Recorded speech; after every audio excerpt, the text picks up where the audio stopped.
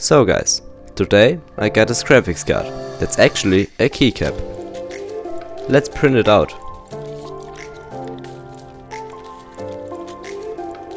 I really like this print because it's really detailed, but now let's put it on my keyboard. First of all, remove the old keycap and then put the graphics card on top. I really like the result because it looks really cool, especially when it's dark. I hope you enjoyed this video. If yes, I would appreciate a subscription and a like.